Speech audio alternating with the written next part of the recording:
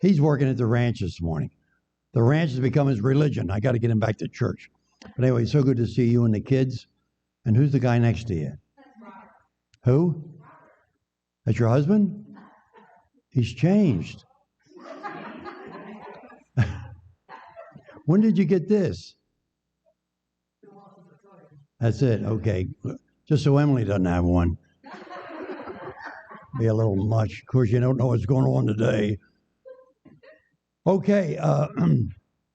I wore this bright jacket for Father's Day only because it's an advertisement for our thrift shop at Cowtown. Gentlemen, if you want a nice jacket, these are only $8. Boscov's are $110. So anyway, stop in at Cowtown, just across from the State Troopers Barracks on Route 40, just outside of Sharptown. So stop in for bargains abound. Your trash is our cash. Every time I pull down here and see Leesburg, I'm reminded of a joke I told probably 40 years ago. Still works, though. And these three guys decide to escape from Leesburg. Two of them are from New York City. Pardon me, one of them's from New York City, and two of them's from South Jersey. So they get out and they get in the Pineys, in the Pine Barrens, and they're running like crazy. They just got new Adidas sneaks, and they're running like crazy. And all of a sudden, they hear the dogs, "Whoo, whoo, whoo!" And they knew the sheriff and everybody's out to catch them. So they start running faster and faster. And one of the kids from South Jersey says, "Oh, the pain in my side! I can't run anymore. I'm out of breath." Said, "I'll climb up this tree. When they come by, don't miss me." So all of a sudden, he climbs up the tree. The guy from South Jersey, and dogs come by and bark at the bottom of the tree. And he goes, "Woo, woo, woo." Sheriff says, "Ain't nothing but an old hoot owl. Let's keep going." So they keep trucking on. And the other guy from South Jersey trucking with a guy from New York, and they're going like crazy. And all of a sudden, the other guy from South Jersey gets the pain. He said, I gotta climb up a tree." So he climbs up the tree. The sheriff gets there with the dogs. And he goes, "Woo, woo, woo." Says, "Ain't nothing but an old hoot owl. Let's keep going." Well, it's a New York kid's time. His Adidas are wearing out. He gets there and he says, "I can't run anymore. I got to get up a tree." So he climbs up a tree and the dog's up. "Roo, roo, roo." The kid from New York goes, "Moo, moo." How that joke came back to me 40 years later. But every time I see Leesburg, I think of that poor guy still up the tree. Moo, moo. Well, it probably seems weird to you, the prodigal father. But I've taken some license, Pastor, with this one, so don't get upset. Don't notify the bishop. But anyway. Who? Where's Jim? Oh, Jim, you still look. That's the truth. Jim, don't take notes. Here, just forget about the whole thing. All right. Jim, did you retire again? Yes, I did. Okay, I thought so. And then the other guy, Pedersen, he just left Woodstown. So it's crazy, you Petersons and Pedersens. All right. And he said there was a man who had two sons. You've all heard the story of the prodigal son. We're going to talk about the prodigal father. And it's not negative, men. Don't sit back and say, "Oh, man, he's going to hack on us, guys." We're here. Father, thank you for this church. I thank you for the wonderful ministry Don has here. I thank thee for those that are here today for Father's Day. I pray you'll bless me and use me. Don't waste time, Lord. Help us to look seriously about our being a father. Bless us now as I share the message. And may the words of my mouth, the meditations of our hearts and our minds be acceptable in your sight, our rock and our redeemer. And all God's people said, "Amen." Come on, all God's people said, "Amen." All right, come on now, folks. I need to get fired up. And sitting up late watching the Phillies win, it just wears you out. You know what I mean? It's better than losing, though. Better than losing. Well, here's a wonderful parable that Jesus gives. And I suddenly realized, I've been away a couple weeks, and I suddenly realized in studying that there's a little different message here I want to give. I want to give it for the fathers who are here, special message for the fathers. There's a man has 2 sons. Now, we don't know anything else about the family. Nothing else Jesus tells in the parable. Doesn't tell whether the man's a widower, raising 2 sons. We don't know if he has other family, maybe he has a couple daughters. We don't know anything about him, except he's a father to 2 sons. 2 sons that are in many ways totally different. If you've raised kids, you know, it's amazing. They got the same mom and dad. What do they call that new stuff where you can check people out? DNN, same DNN, but different as night and day. It's hard to believe I'm so different from my sister. It's crazy. You know how that happens. She's passed away. Yeah, well, no, I mean, that's why I'm different. Just stay with me, please. Got 2 sons. We don't know anything about them. All we know is that he has 2 sons. You know all about the younger son by the first words he says. If you don't have your Bibles open, don't worry about it. I'll read it to you. The younger of them said to his father, "Father, give me." You stop right there. I could preach a sermon on that. Anybody that starts off with gimme, gimme, gimme, gimme. Have you ever had a kid that was like that? Have you ever had a relative that was like that? Have you ever had a preacher that was like that? Gimme, gimme, gimme, gimme, gimme, gimme. Have you ever had a husband like that? Don't look so overwhelmed. I'll protect you. Just say yes or no. Gimme. I remember my brother, I have 1 brother left. There were 7 of us in the family. I have 1 brother left. He's 96. World War II veteran in the Navy. But he still has hang-ups about my dad. Now, my dad was an unusual man. He was the son of an alcoholic, worked the farm in Virginia, run away from home at the age of 15 to get away from his alcoholic father. He still believed his father pushed his mother down the steps. She had a hemorrhage and died when my dad was about 12. And then my grandpa became even more terrible. But my dad was a hard worker. Came up from Virginia, worked for DuPont's for almost 50 years. Hardworking guy. And he thought the kids should be the same way. And during the Depression, when DuPont's laid him off, he had 6 children. 1 passed away, and had 6 children and out of work. 6 children and out of work. And he ended up going door to door selling stuff.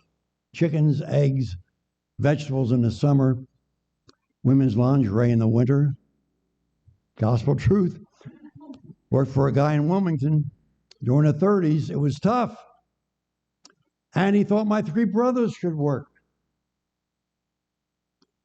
So Pip tells the story of going to my dad, saying, "Dad, can I have a dime for the movies?"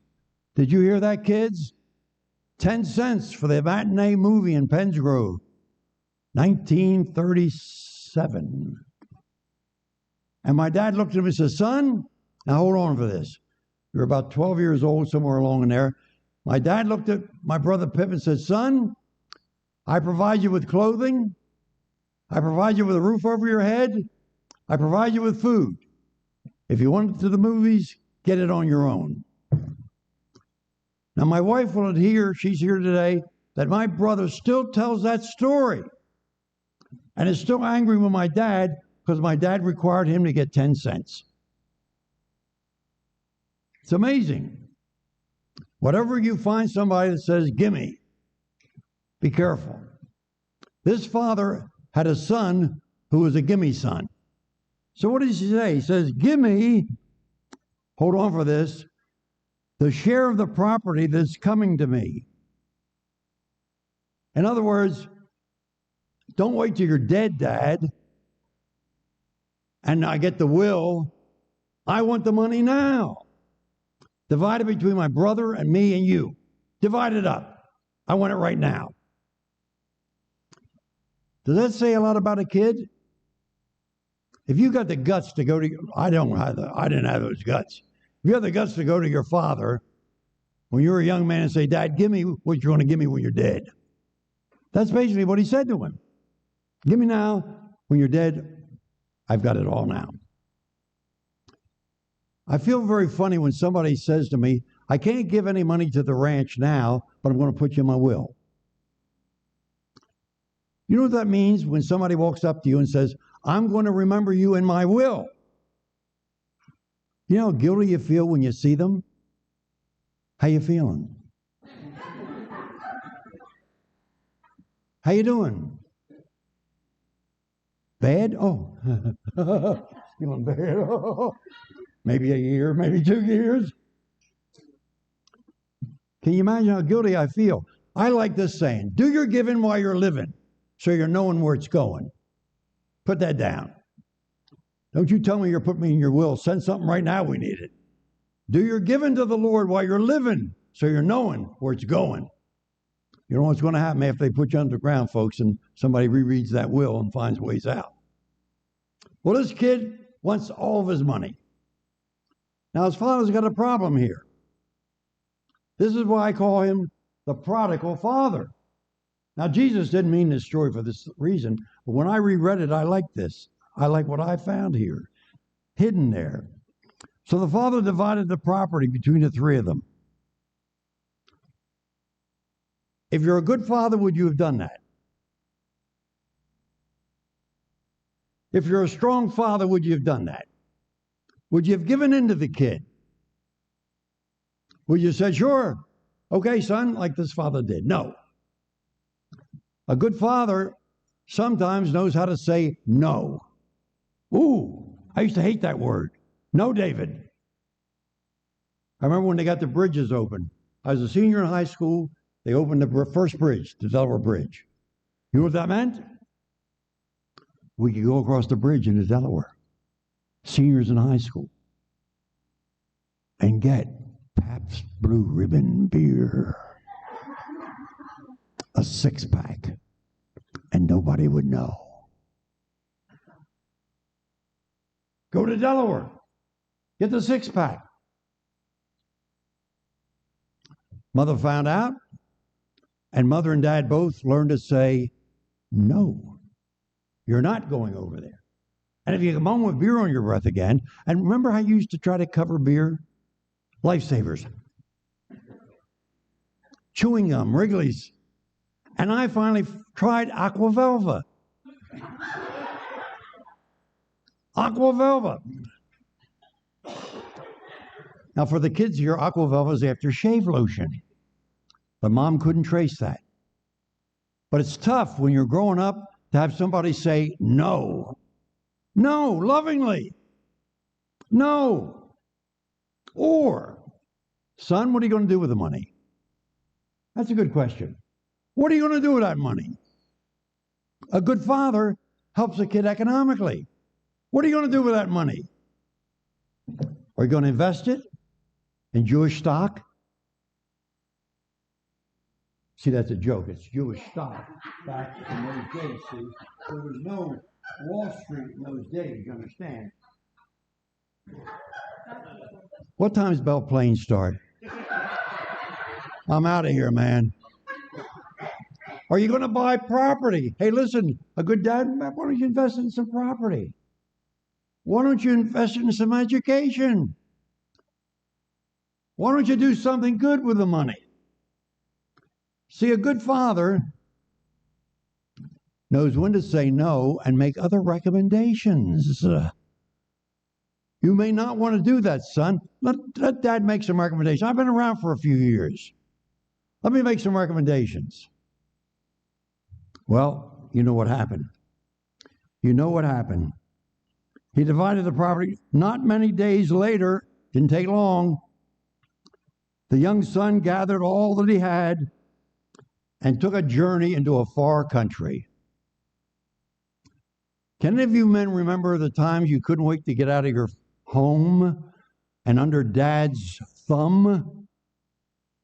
Do any of you remember the days when there was a little conflict there and it was great to get away to a far country?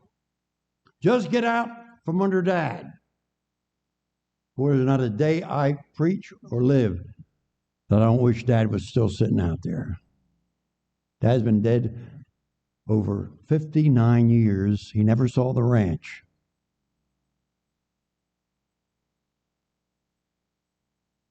Get away to a far country, went to college, Guilford, North Carolina. Get away from the old man. That guy that wants you to work at 3 jobs in high school. Wants you to put away money for college. Wants you to buy your own clothes if you want to be fancy with the gals at Penns Grove High School. Get your own clothes. Hated it. Wanted to get away to a far country. Get down to college. 13 hours away from Penns Grove. I came home one weekend.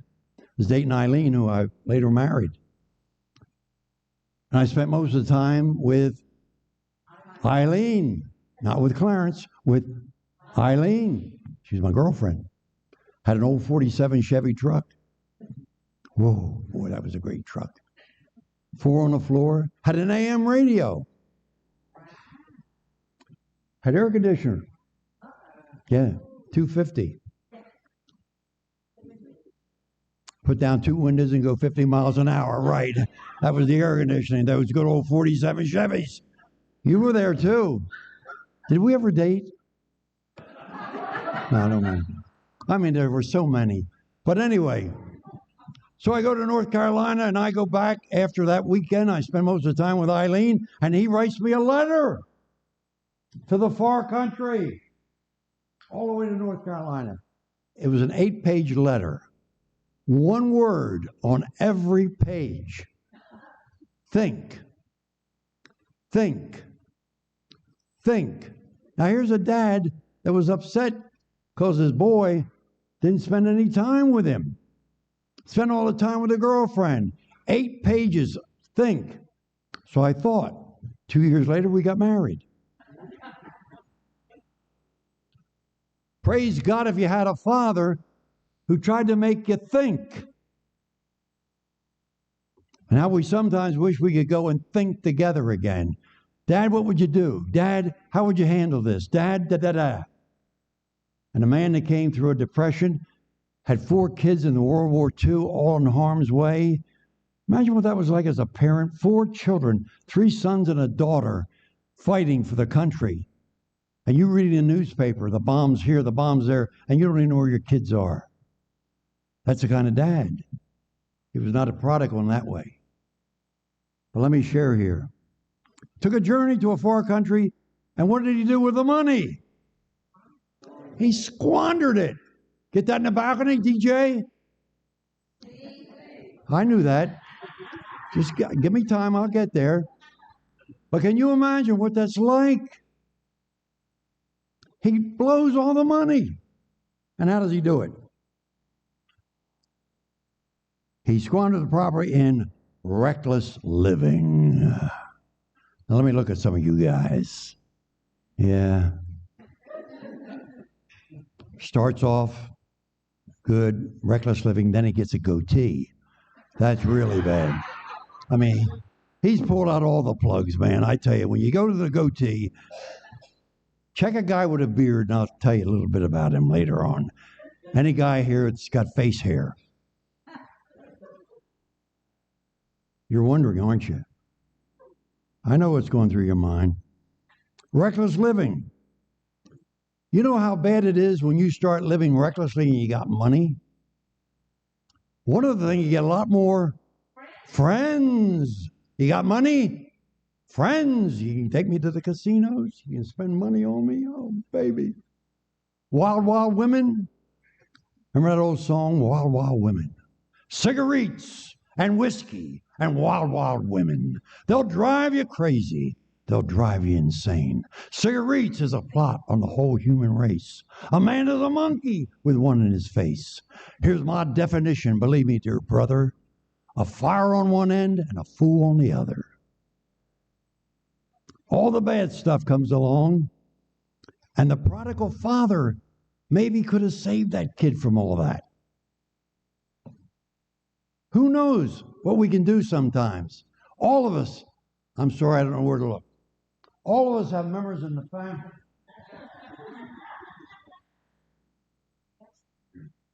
that we ought to be praying for because of reckless living.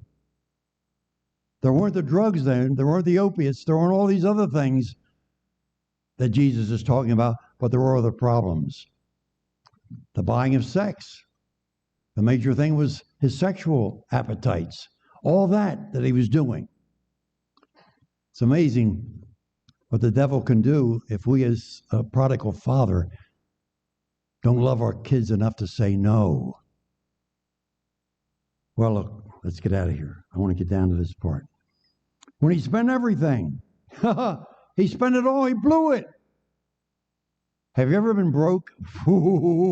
Not fun. Not fun to be broke, be without money. He spent everything, and what happens? A famine arises. Hey, listen, it's bad enough you blow all your money, then a famine comes along. No food for anybody to eat. Been a bad farming season. Things are going terrible. In our generation, stocks went down. We've gone through a recession. What's the other thing? A recession or a, Depression, right. Some of you look like you're in a depression from hearing me preach. I was a depression baby, by the way. I said to my older brother one time, "What is a depression baby?" He said, "Dave, you don't know?" I said, "No." He said, "A depression baby, mom looks at you, dad looks at you, they both get depressed." No, that's not what a depression baby is. Now listen to me, folks. Are you ready for this? A severe famine arose in the country, and the boy with all the bread, all the money, is in need. So he went, and he got a job. One of the citizens of that country sent him out in the field to feed pigs, a Jewish boy. A good Jewish boy. Pigs are filthy. You don't eat it. You don't know ham. No bacon. What else? Pork chops. None of that stuff. But you got to feed them. Somebody will eat the stuff. He ends up working, and listen to this. He began to be in need. From the penthouse to the outhouse. Ever been there? Boy, you think you got it all made?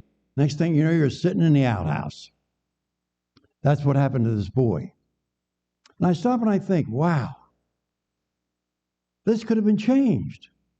I think the father was a good man. I think he tried all he could do. But at the same time, there were certain areas he failed in. But we're going to find out how good he was, because you know what the next verse says?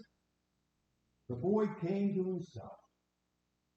He realized his dad was right. He realized he had a father that loved him enough, and he came to himself. Ooh, that's a great part of the story. The prodigal son, the prodigal father. But one day the light went on. Has it happened to you yet, fathers? Has the light gone on about your relationship with your dad? With your children? With the next generation of grandchildren now coming on? Has the light gone on? I went to the ranch one day, and we were building a new building. And there was a guy out there mixing mortar. Hot day. He had long, greasy hair. He had a couple of earrings. One in his nose, one in his ear. He said he had one in his belly button iron check. And he's mixing mortar. I walk over and I look at him. Notice, kid. I find out it's one of my buddies in the ministry, son. I remember when we had a gospel group, we sang here called the Hopefuls, raised money for the ranch. We went to his dad's church one night. After the service, I wrestled with that kid on the floor. About 4 or 5-year-old. Now he's out there mixing mud. Scurvy looking. Tells me he's on drugs. Making just enough money to get more drugs. Just enough money. Now here's his dad, who loves the Lord, a great man, not a prodigal father, a great man of the gospel. So there. The voice says to me, I need help, Rev. This is not my life. In the sense, I'm the prodigal. Look at me, what I'm doing. Good work, but I shouldn't be just doing this. He went to a Christian rehab center. Faith Farm. Rededicated his life to Christ. Went to Asbury College. Went on and got his doctorate in theology.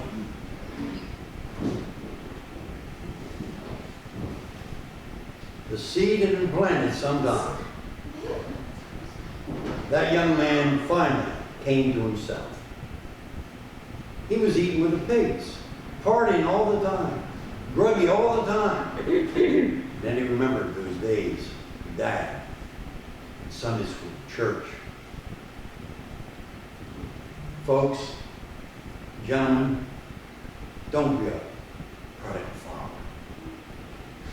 The Lord has called us to be better, to help the prodigals of our family come to Christ. Thank you, Lord, for this time. I pray you'll be with us. Make it a great Father's Day. The families are having difficulties and trouble.